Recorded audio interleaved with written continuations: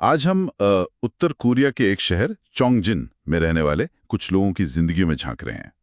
ये वो लोग हैं जिन्होंने 1990 का वो मुश्किल दशक जिया। हाँ, और ये अनुभव दिखाते हैं कि कैसे बड़ी राजनीतिक घटनाएं, आर्थिक गिरावट और यहाँ तक कि निजी रिश्ते भी उनकी रोजमर्रा की जिंदगी पर असर डालते थे। वो सच जो अक्सर छुपा रहता है। इसकी शुरुआत हम सैटेलाइट तस्वीरों से कर सकते हैं, है ना? रात में उत्तर कोरिया एकदम अंधेरा दिखता है, जबकि दक्षिण कोरिया, चीन सब चमक रहे होते हैं। ये अंधेरा ये 90 के दशक में शुरू हुआ, सोवियत संघ के पतन के बाद। बिल्कुल, जैसे ही सोवियत संघ टूटा, सस्ता ईंधन मिलना बंद हो गया और उत्तर कोरिया की पूरी अर्थव्यवस्था आप कह सकते हैं लड़खड़ा गई। बिजली जाना तो आम बात हो गई, शहर के शहर अंधेरे में। पर एक अजीब सी बात हुई। इसी अंधेरे ने मीरान और जुनसांग जैसे टीनेजर्स को थोड़ी प्राइवेसी दे दी। अच्छा, कैसे? देखिए, समाज उन्हें साथ देखने की इजाजत नहीं देता था, तो उनका मिलना जुलना बस अंधेरी गलियों में चोरी छुपे टहलने तक ही सीमित था। तो एक तरह से बिजली की कमी ने उन्हें छुपने की जगह दे दी, अनजाने में ही सही। ये तो बड़ी अलग सी बात है। और समाज की बात आई तो ये सोंगबुन सिस्टम क्या था? सुना है ये बहुत अहम था वहाँ। हाँ, सोंगबुन मतलब सामाजिक वर्गीकरण। आपकी पारिवारिक पृष्ठभूमि आपकी जिंदगी तय करती थी। मीरान के पिता वो दक्षिण कोरियाई युद्धबंदी थे, तो उनके परिवार पर दागी खून का ठप्पा लग गया। दागी खून? इसका मतलब उनके बच्चों के लिए मौके बहुत कम थे। अच्छे स्कूल, अच्छी नौकरी, शादी सब मुश्किल। ओह, और जुनसांग का परिवार? वो तो जापान से आए थे ना? किटाचुसेंजिन जी। वो लोग तुलना में थोड़े अमीर थे, पैसे वाले थे। जापान से रिश्तेदार पैसे भेजते थे, लेकिन फिर भी सरकार की नजर में वो शत्रु वर्ग के ही माने जाते थे, संदिग्ध। तो पैसा होने के बाद भी भरोसा नहीं? बिल्कुल नहीं। तो ये सामाजिक दाग ये दोनों परिवारों के लिए चिंता की बात थी। और जाहिर है मीरान और जुनसांग के रिश्ते में भी एक दीवार जैसी थी। इसी माहौल में कुछ लोग ऐसे भी थे जो सिस्टम पर पूरा भरोसा करते थे, जैसे श्रीमती सोंग, एक सच्ची विश्वासी। हाँ बिल्कुल, चोंगजिन एक औद्योगिक शहर था, वहां हर तरह के लोग थे। श्रीमती सोंग जैसी सच्ची विश्वासी भी थीं। युद्ध की त्रासदी, पार्टी का प्रोपेगेंडा, इन सब ने उन्हें किम इल सुंग का कट्टर भक्त बना दिया था। उनका जीवन कैसा था? उनका जीवन फैक्ट्री का काम, विचारधारा वाले सेशन और परिवार। वो किम इल सुंग को भगवान की तरह मानती थीं। उन्हें लगता था उत्तर कोरिया दुनिया में सबसे अच्छी जगह है, चाहे असलियत कुछ और ही क्यों ना दिखने लगी हो। लेकिन असलियत तो बदल रही थी ना, 90 का दशक शुरू होते होते। हाँ, हालात बिगड़ने लगे थे, बाहर की दुनिया बदल रही थी और उत्तर कोरिया का पतन शुरू हो चुका था। बिजली कटौती बढ़ गई, पानी की सप्लाई बंद होने लगी। श्रीमती सोंग जैसी फैक्ट्री वर्कर के पास कोई काम ही नहीं बचा, फैक्ट्रियां बंद हो गईं। और खाने पीने का पब्लिक डिस्ट्रीब्यूशन सिस्टम पीडीएस का क्या हुआ? वो पूरी तरह फेल हो गया। राशन पहले कम हुआ, फिर गायब ही हो गया। लोग पूरी तरह उसी पर निर्भर थे। तो सरकार ने क्या किया? कुछ तो कहा होगा। सरकार ने नारे दिए, कठिन यात्रा, दिन में 2 बार खाओ। लेकिन नारों से पेट तो नहीं भरता ना। सही बात है। तो लोगों ने बचने के लिए छोटे मोटे काम शुरू किए। काला बाजार पनपने लगा और जैसे जैसे ये बढ़ा, सरकार की निगरानी, शक वो भी बढ़ गया। ऐसे भयानक समय में भी जिंदगी चलती रही होगी। मीरान और जुनसांग, उनका क्या हुआ? प्यार व्यार का कुछ? जिंदगी कहाँ रुकती है। कुछ परिवार थे जो थोड़ा बेहतर कर रहे थे। मीरान की मां ने घर पे ही आइसक्रीम बनाकर बेचना शुरू कर दिया था, नकली आइसक्रीम, पर कुछ तो था। जुनसांग के परिवार को जापान से पैसे आ जाते थे। अच्छा। और इसी बीच जुनसांग, जो अब प्योंगयांग यूनिवर्सिटी में था, उसने मीरान से अपने प्यार का इजहार कर दिया। आखिरकार? हाँ, उनका रिश्ता अब सिर्फ खतों का नहीं रहा, वो अंधेरे में मिलते रहे। ये उस घुटन वाले माहौल के खिलाफ उनका अपना एक छोटा सा विद्रोह था। और फिर जुलाई 1994 में एक बहुत बड़ी घटना हुई, किम इल सुंग की मौत। हाँ। पूरे देश के लिए एक सदमा, लेकिन लोगों ने इस पर अलग अलग तरह से रिएक्ट किया। जैसे? मीरान तो सुन थी, उसे कुछ समझ नहीं आया। श्रीमती सोंग, वो तो पूरी तरह टूट गईं, जैसे उनकी दुनिया ही खत्म हो गई हो। उनकी बेटी ओकी, उसे कोई फर्क ही नहीं पड़ा, वो बस भूखी थी। और जुनसांग, उसे डर था, डर के अगर वो रोया नहीं तो उसे मार दिया जाएगा। तो उसने रोने का नाटक किया। नाटक? हाँ, पूरे देश में जबरदस्ती मातम मनवाया गया। दिखाना पड़ता था कि आप दुखी हैं। इस मौत के बाद तो व्यवस्था और भी चरमरा गई होगी, खासकर हेल्थ केयर। डॉक्टर किम जी उन के अनुभव कुछ बताते हैं इस बारे में? वो दौर तो बस भयानक था। किम इल सुंग के मौत के बाद स्वास्थ्य व्यवस्था जैसे ढह ही गई। डॉक्टर किम ने ये सब अपनी आंखों से देखा। अस्पतालों में दवाएं नहीं, बिजली नहीं, पानी नहीं, बुनियादी चीजें तक नहीं थीं। क्या मतलब? आप सोचिए, मरीजों को आईवी ड्रिप चढ़ाने के लिए खाली बियर की बोतलों का इस्तेमाल हो रहा था। बियर की बोतलें? सच में? हाँ, बियर की खाली बोतलें। कुपोषण, टाइफाइड जैसी बीमारियां फैल गईं। बच्चे कुपोषण से मर रहे थे और डॉक्टरों के पास कुछ नहीं था, कोई साधन नहीं था उन्हें बचाने का। बहुत ही दुखद है ये तो। यहाँ तक कि डॉक्टर किम के अपने पिता ने इसी निराशा में, इसी बेबसी में खाना पीना छोड़ दिया और उनकी मौत हो गई। ये दिखाता है कि संकट कितना गहरा था, व्यक्तिगत स्तर पर भी। ये कहानियां ये हमें याद दिलाती हैं कि इतिहास की बड़ी बड़ी घटनाओं के बीच भी लोगों की अपनी जिंदगी होती है। उनका प्यार, उनका विश्वास, उनका संघर्ष, वो सब चलता रहता है। हाँ, और ये भी कि एक बंद समाज के अंदर की जिंदगी कितनी जटिल होती है, शायद उससे कहीं ज्यादा जितना हम बाहर से सोच सकते हैं। आंकड़ों और खबरों से परे आखिर में तो इंसानी होते हैं, उनकी अपनी कहानियां। ठीक है, आगे बढ़ते हैं। कैसे उत्तर कोरिया में जिंदगी बदल रही थी? हाँ, बिल्कुल।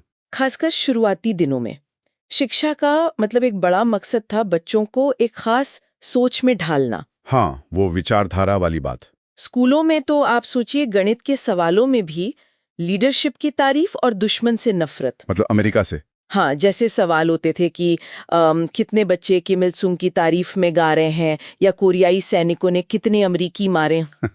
अच्छा, और वो अकॉर्डियन वगैरह? हाँ, वो अकॉर्डियन बजाना जरूरी था देशभक्ति गीत गाने के लिए। जैसे वो गाना है ना, हमें दुनिया में किसी चीज से जलन नहीं। सही बात है। और ये सिर्फ स्कूलों तक नहीं था ना? नहीं नहीं, इतिहास को भी मतलब बिल्कुल बदल दिया गया था। हाँ। कैसे? किम इल सुंग को तो ऐसे दिखाया गया जैसे अकेले ही उन्होंने जापानियों को भगा दिया। अच्छा। और उनकी मौत के बाद तो वो कैलेंडर ही बदल दिया। हाँ, वो उनके जन्म साल से शुरू किया, 1912 से। हाँ, दूसरे साल। जैसे शासक को भगवान का दर्जा देना। और किम जोंग उल के जन्म की भी वो चमत्कारी कहानियां, जबकि असलियत शायद कुछ और थी। बिल्कुल। और इसी सब के बीच मिरान जैसी एक टीचर थी, वो अपने बच्चों में मतलब छात्रों में कुपोषण देख रही थी। ओह, क्या लक्षण थे? बच्चे छोटे दिख रहे थे, पेट फूले हुए, बाल एकदम बेजान। ये आने वाले बड़े संकट की आहट थी। अब फिर वो संकट आया, अकाल। हाँ, जब सरकारी राशन वाला सिस्टम वो पूरी तरह फेल हो गया। हाँ, बिल्कुल चरमरा गया। तो लोगों को जिंदा रहने के लिए क्या क्या नहीं करना पड़ा। मतलब जानवरों के गोबर से अनाज के दाने बीनना, सोचकर भी अजीब लगता है। पेड़ों की छाल पीसकर आटा बनाना, और यहाँ तक कि जहरीले पौधों को खाने लायक बनाने के तरीके सीखे। ये सिर्फ भूख मिटाना नहीं था। नहीं, ये जान बचाने की जंग थी। बिल्कुल। और इसी में श्रीमती सॉन्ग जैसी आम औरतों की कहानियां सामने आती हैं। हाँ, बताइए। उन्होंने पहले टोफू बनाया, फिर सुअर पालने का सोचा, छोटा मोटा व्यापार। लेकिन ईंधन नहीं, सामान नहीं, सब बंद हो गया। ओह। फिर घर का सामान बेचा, जी यहाँ तक कि घर भी बेच दिया। और उनके परिवार का क्या हुआ? बहुत दुखद। पहले सास गुजरी, फिर पति, और फिर उनका जवान बेटा भी। सब कुपोषण और उससे जुड़ी बीमारियों से। हे भगवान। ये दिखाता है कि कैसे सबसे कमजोर, सबसे सीधे लोग ही पहले शिकार बनते हैं। ये तो बहुत ही मार्मिक है, लेकिन एक अजीब सी बात है कि इसी तबाही के बीच कुछ नया भी शुरू हुआ, वो बाजार। हाँ, बिल्कुल।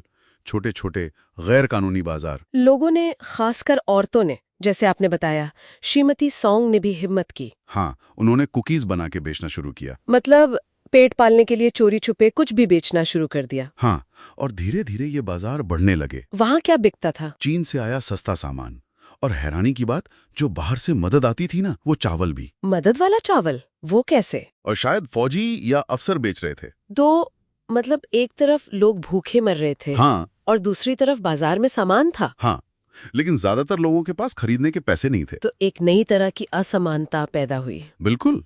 और इसी अफरा तफरी में बच्चे सड़कों पर आ गए, बेघर। कौचे भी। हाँ, आवारा गौरिया। किम ह्यूक जैसे लड़के की कहानी है। ठीक ठाक घर का था, पर हालात ने सड़क पर ला दिया। फिर क्या किया उसने? छोटी मोटी चोरियां, गैंगबाजी, सड़कों पर जिंदगी बहुत खतरनाक थी। नरभक्षण तक की अफवाहें थी। आखिर में उसे जान बचाने के लिए चीन भागना पड़ा। तो ये सब चल रहा था, बाजार, लोग जैसे तैसे जी रहे थे। सरकार क्या कर रही थी? क्या उन्होंने कोई मदद की? मदद बिल्कुल नहीं।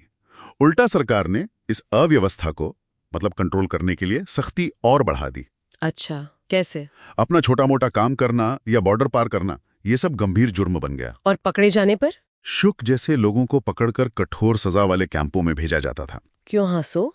वहां क्या होता था? अमानवीय हालात। जानवरों की तरह काम, भूखा रखना, मौत तो आम बात थी। ओ, सरकार ने बाजारों पर छापे मारे, बॉर्डर पर पहरा सख्त किया, चीन पर दबाव डाला कि भागे हुओं को वापस भेजो। और शहरों में जैसे चोंगजिन? हाँ, जहां बाजार ज्यादा थे वहां तो भ्रष्टाचार या आर्थिक अपराध के नाम पर सरेआम फांसी देना शुरू कर दिया। ये सब देखकर जो थोड़े बेहतर हालात में थे, जैसे यूनिवर्सिटी के छात्र, वो क्या सोच रहे होंगे? जुनसांग का क्या हुआ? उनमें भी मतलब मोहभंग बढ़ रहा था। हाँ, जुनसांग जो प्योंगयांग में था, उसे किसी तरह बाहरी दुनिया की किताबें, दक्षिण कोरियाई टीवी देखने को मिल गया। अच्छा, चोरी छुपे? हाँ, तब उसे पता चला कि दुनिया क्या सोचती है उत्तर कोरिया के बारे में, अकाल कितना भयानक है, मानवाधिकारों का क्या हाल है। और फिर जब वो घर जाता होगा चोंगजिन? हाँ, वहां की गरीबी, भुखमरी, वो डर का माहौल देखकर उसका विश्वास और कमजोर हो गया। लेकिन क्या वो ये सब बातें किसी से कर पाता था? नहीं, डर इतना ज्यादा था कि कोई खुलकर बात नहीं कर सकता था। अपने करीबी दोस्तों से भी नहीं, यहां तक कि अपनी प्रेमिका मिरान से भी नहीं। ओह, वही टीचर। हाँ, तो शायद इसी घुटन की वजह से, इसी डर ने मिरान जैसे लोगों को देश छोड़ने पर मजबूर किया होगा। बिल्कुल। मिरान के पिता की आखिरी इच्छा थी कि दक्षिण कोरिया में रिश्तेदारों से संपर्क हो। तो उन्होंने भागने का फैसला किया। हाँ, पूरे परिवार ने चुपचाप चीन जाने का। ये बहुत ही खतरनाक था। पकड़े जाने का मतलब? भयानक सजा, मौत भी हो सकती थी। तो मिरान को सब कुछ छोड़ना पड़ा। हाँ, अपना घर, अपनी पहचान और जुनसांग से रिश्ता भी। उसने जुनसांग को बताया नहीं? नहीं, उसने सोचा बिना बताए जाना ही उसके लिए बेहतर है। फिर? एक अंधेरी रात में डर के मारे कांपते हुए उसने वो बर्फीली टुमेन नदी पार की। अकेले? वापस चली जाऊं। तभी पेड़ों के पीछे से उसके भाई की आवाज आई, नूना नूना। अच्छा, भाई भी साथ था? हाँ, उसने भाई का हाथ पकड़ा और हमेशा के लिए उत्तर कोरिया पीछे छूट गया। ठीक है, तो आगे बढ़ते हैं उन कहानियों पर जो उत्तर कोरिया से बाहर निकले लोगों की हैं। ये बहुत ही, आप कह सकते हैं, निजी किस्से हैं कि क्यों निकले, क्या मुश्किलें आईं और फिर नई जगह पर कैसे जम पाए। बिल्कुल। और इन स्रोतों को जब हम देखते हैं ना, तो साफ पता चलता है कि निकलने की वजह सिर्फ राजनीति या वैसा कुछ नहीं थी। बहुत बार तो ये बहुत व्यक्तिगत थी, जैसे भुखमरी हो गई या एक बेहतर जिंदगी की सीधी सीधी चाहत, और कई बार घर के अंदर के मामले भी, पति का बर्ताव ठीक नहीं वगैरह। हाँ, एक कहानी है डॉक्टर किम की। वो पहले तो अपने देश के लिए बहुत समर्पित थी, पर फिर धीरे धीरे जब उन्हें लगा कि उन पर नजर रखी जा रही है और देश के हालात भी बिगड़ रहे हैं, तो उनका मोह भंग हो गया। हाँ, मोह भंग। और ये अक्सर निजी मुश्किलों से जुड़ जाता था ना, जैसे आपने कहा पति का बर्ताव। एक और कहानी है ओक ही की। उनके साथ भी यही था, पति का दुर्व्यवहार और देश की बिगड़ती आर्थिक हालत, दोनों चीजों ने मिलकर उन्हें बाहर जाने को मजबूर किया। अच्छा खा रहे थे। सोचिए जरा। हाँ, और दूसरों ने जैसे दक्षिण कोरिया के टीवी शोज देखे या छोटी छोटी चीजें, नेल क्लिपर या जिप वाली जैकेट, ये सब देखकर उन्हें लगा कि उनका देश कितना पीछे रह गया है। पर चीन में भी वो पकड़े जाने का डर, वापस भेजे जाने का डर, ये हमेशा बना रहता था। और कुछ महिलाओं के साथ तो और भी बुरा हुआ है ना, उन्हें चीनी पुरुषों से शादी करनी पड़ी। हाँ, ओकी जैसी कुछ महिलाओं को कभी सुरक्षा के लिए, कभी बस वहां टिके रहने के लिए मजबूरी थी। ये कितना अजीब विरोधाभास है। एक तरफ थोड़ी बेहतर चीजें दिख रही हैं, दूसरी तरफ खतरा और बढ़ गया है। अच्छा, तो चीन के बाद असली मंजिल दक्षिण कोरिया, वहां पहुंचना वो अपने आप में एक बड़ी चुनौती रही होगी। कैसे होता था ये? रास्ते बहुत ही जोखिम भरे थे। कुछ किस्मत वाले थे, जैसे मिसेस सोंग, वो नकली पासपोर्ट पर हवाई जहाज से पहुंच गईं। लेकिन ज्यादातर लोगों के लिए, जैसे किम ह्यूक थे, उन्हें मंगोलिया जैसे पड़ोसी देशों के खतरनाक रास्तों से गुजरना पड़ा, जान हथेली पर रखकर। बाप रे। और फिर दक्षिण कोरिया पहुंच भी गए तो ऐसा नहीं कि सब ठीक हो गया। वहां पहुंचते ही लंबी पूछताछ शुरू होती थी। राष्ट्रीय खुफिया सेवा NIS वो करती थी। अच्छा, यानी आजादी के दरवाजे पे पहुंचकर भी सवाल जवाब। ये क्यों? जासूसी का शक होता था। हाँ, मुख्य तौर पर यही पक्का करने के लिए कि कहीं वो जासूस तो नहीं है। इस पूरी प्रक्रिया के बाद उन्हें एक जगह भेजा जाता था, हानावॉन। ये एक तरह का ट्रेनिंग सेंटर समझ लीजिए। Training centre? किस चीज की ट्रेनिंग? वहां उन्हें दक्षिण कोरियाई समाज में जीने के तौर तरीके सिखाए जाते थे। बिल्कुल बेसिक चीजें, जैसे एटीएम कैसे इस्तेमाल करना है, बिजली का बिल कैसे भरना है, यहाँ तक कि अंग्रेजी के वो शब्द जो वहाँ आम बोलचाल में इस्तेमाल होते हैं वो भी समझने पड़ते थे। ये तो बहुत ही बुनियादी बातें हुई, लेकिन क्या सिर्फ ये सीख लेने से काम चल जाता था? एक बिल्कुल अलग समाज में ढलना आसान था क्या? मुझे नहीं लगता। बिल्कुल नहीं। असल चुनौतियां तो देखिए इसके बाद ही शुरू होती थीं। एक तो सांस्कृतिक फर्क बहुत ज्यादा थे, दूसरा पैसों की तंगी, ये आम बात थी, और सबसे मुश्किल शायद ये था कि अपनी पुरानी पहचान और इस नई जिंदगी के बीच संतुलन कैसे बिठाएं। हाँ, ये तो हो गई। डॉक्टर किम को अपनी मेडिकल डिग्री दोबारा हासिल करने के लिए फिर से पढ़ाई करनी पड़ी। एक और युवक थे, किम ह्युक, वो उत्तर कोरिया में अनाथ थे, बेघर थे, उन्हें दक्षिण कोरिया आकर भी अकेलापन और गुस्सा महसूस होता रहा। मतलब आज़ादी तो मिली, पर शायद वो सुकून नहीं मिला जिसकी तलाश थी, और एक बोझ और रहता होगा पीछे छूटे हुए लोगों का। हाँ, वो अपराध बोध वो बहुत गहरा था। ओखी, जिन्होंने बाद में अपनी माँ और बहनों को भी वहां बुला लिया था, उन्हें अपने उन बच्चों की चिंता हमेशा सताती थी जिन्हें वो उत्तर कोरिया में छोड़ आई थी। एक और महिला थी, मिरान। उनका परिवार तो पहले से दक्षिण कोरिया में था, तो वो आसानी से सेटल हो गई, पर उन्हें अपनी उन बहनों की चिंता खाए जाती थी जो शायद उनकी वजह से उत्तर कोरिया में सजा भुगत रही हों। और रिश्ते भी बदल जाते थे। जैसे मिरान और उनके पुराने प्रेमी जुनसांग, वो उत्तर कोरिया में साथ थे, सालों बाद दक्षिण कोरिया में मिले, लेकिन तब तक हालात बदल चुके थे। मिरान शादीशुदा थी और जुनसांग अपनी जिंदगी पटरी पर लाने के लिए संघर्ष कर रहे थे। तो ये सारी कहानियां सुनकर एक बात तो बिल्कुल साफ है, उत्तर कोरिया से निकलना सिर्फ एक देश से दूसरे देश जाना नहीं है। ये एक सफर है जो शायद कभी खत्म नहीं होता, दिमाग में, दिल में चलता रहता है। इसमें आज़ादी की एक उम्मीद जरूर है, पर साथ में खोए हुए रिश्तों का, पहचान का, अपराध बोध का दर्द भी है। बिल्कुल सही कहा आपने। ये कहानियां हमें उस बंद दरवाजे के पीछे की जिंदगी की एक झलक देती हैं और वहां से निकलने वालों के असली संघर्षों को दिखाती हैं, जो बाहरी दुनिया को अक्सर पता नहीं चलते हैं। ये सिर्फ जीने मरने की लड़ाई नहीं है, ये अपनी पहचान को, अपने भविष्य को फिर से बनाने की, फिर से गढ़ने की एक कोशिश है। तो आज हमने इन स्रोतों के जरिए समझने की कोशिश की कि कैसे अलग अलग लोग बहुत ही मुश्किल हालात से निकलकर एक नई शुरुआत करने की जद्दोजहद करते हैं, और इस रास्ते में कैसी कैसी अनदेखी चुनौतियों का सामना करते हैं। उम्मीद है सुनने वालों को इस बातचीत से कुछ सोचने को, कुछ समझने को मिला होगा। आपको ये जानकारी कैसी लगी?